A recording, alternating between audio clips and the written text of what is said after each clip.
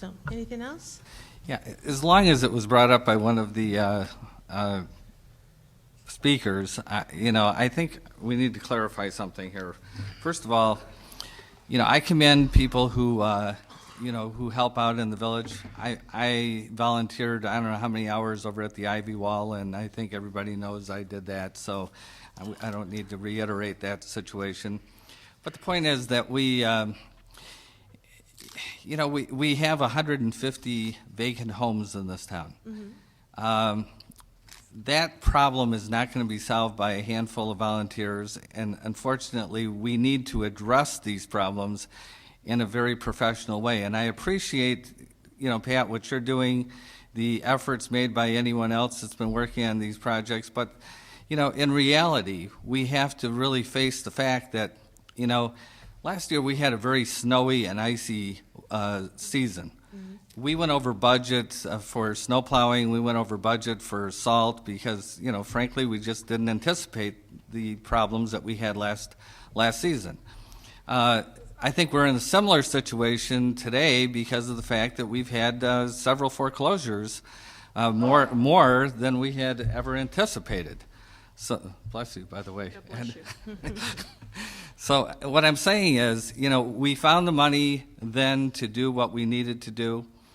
And in my opinion, we need to mitigate our liability, not increase the liability for the village. And because we have people out there that's connected to a committee that's connected to the village, doing, in my opinion, and this is based on my own personal experience working on lawn cutting crews when I worked for the City of Elgin in the Parks and Recreation Department, one of our part-time employees had a wire shot right through his work boot, through his ankle, and it came out the other side of his boot. I had to we didn't have ambulance service in those days, so I drove him personally to the hospital, to the ER, where they had to remove that wire out of this young fellow's foot. It's dangerous work cutting unfamiliar properties. It's dangerous enough cutting your own grass.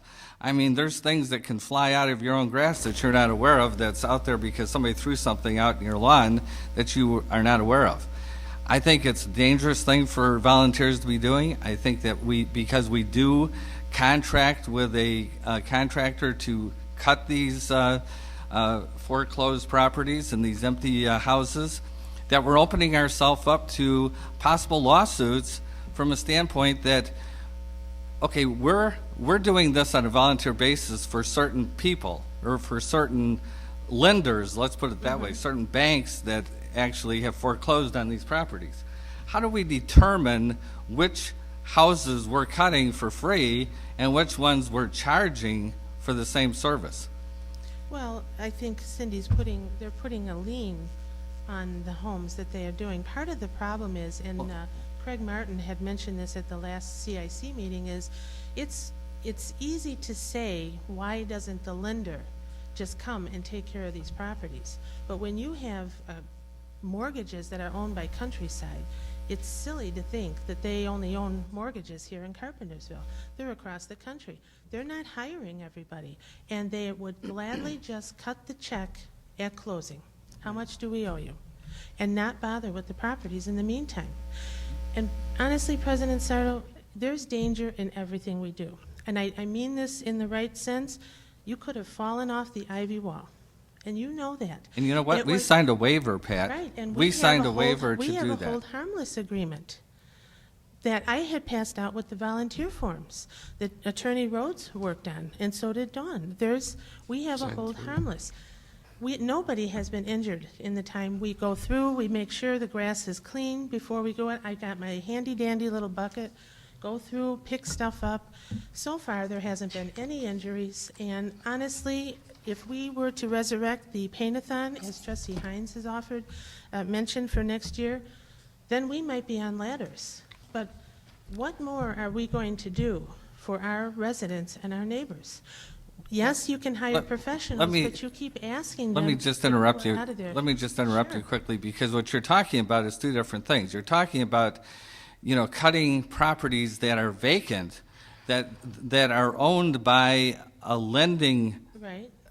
some lender, either a bank or some mortgage company, they are responsible for those pieces of property. But they're not here, President Sarto. I understand this, Pat, but what I'm saying is, how do you determine the ones that we cut for free? Because you can't charge them. You can't charge them if you're doing this as a volunteer. They are. They're charging an administrative fee. Well, how can you charge an administrative fee when nobody is getting paid? Well, we still have to pay for the services when Director Cole maybe will come get Code some of the big brush Code piles running enforcement, through they the have to chipper. go out there, they have to organize No, it. I'm talking They're about charging an I'm admin talking fee. about the actual work of cutting the grass at these sites, to clean up these sites. There's no money charged for that. That's what I'm saying. Right. There's no money charged for that. It's Okay, only the so- admin fee and Trustee and Humpher, if recording. you will allow me to finish here, that's exactly the problem. There is no charge for these pieces of property there is. where other ones are being charged. How do you determine who's getting charged and who isn't? It's all going in a lien Yeah. on the property. Yeah. It's City in. mechanic- What are you leaning on? I mean, what are you leaning on? It's a volunteer cut. The admin fee, Can we ask Attorney Rhodes? I think the attorney should answer that question. Is there a legal problem here? I think there is, myself. yeah, you have code enforcement I'm asking the attorney determining. the question. Well, let's phrase it. You only give them part of the information. The situation is that you have code enforcement determining which houses we should cut. That's work. That's all. Showing them up, showing up. Humpher, Can excuse I me. finish now? No, I had the floor, actually. I never So recognized you want to give them part of the information? What I'm saying is, that's exactly the problem we have here. All because people want to volunteer. Because You've got our a problem with it. department is actually assigning these houses. The code enforcement department's assigning these houses to a volunteer group of people to cut them. And how do we determine who's going to get this favorable treatment and who isn't? The Cindy McCamick and the code enforcers determine which houses are to be cut. That's the problem, volunteers, Trustee no, Sigwalt. no, the volunteers That's the work problem. under the Carpentersville Improvement Committee, which was established by this village. Part of the agreement was that we follow all of staff's recommendations and directions, which is what we're doing. This was Now, never, personally- Trustee Sigwalt, this was never part of what this committee was supposed to do.